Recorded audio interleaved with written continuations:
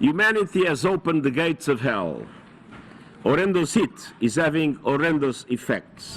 Fires, floods, extreme heat, climate crises impossible to ignore, yet governments are still failing to meet climate goals, says the UN Secretary General. We are heading towards a dangerous and unstable world. With the stark backdrop of New York protests linking oil and gas companies directly to climate emergencies. And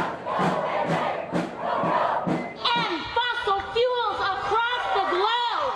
The UN's climate summit called on world leaders to resist rolling back their commitments and to act faster to curb greenhouse gas emissions caused by an addiction to fossil fuels.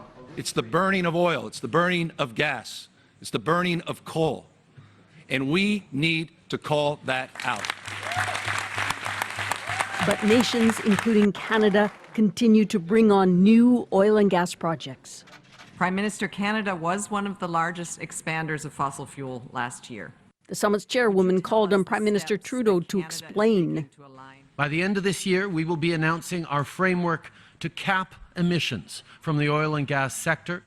A cap promised 2 years ago and which could take another year or two to implement. The real test of whether this cap on oil and gas emissions is robust and ambitious is ensuring that the oil and gas sector is forced to do its fair share. I'll be the first one to say we have to do more. Stephen Guilbeault says Canada is reducing emissions, but not by enough. And we're also the only large oil and gas producer who has committed to put in place a cap on the emissions of the oil and gas sector.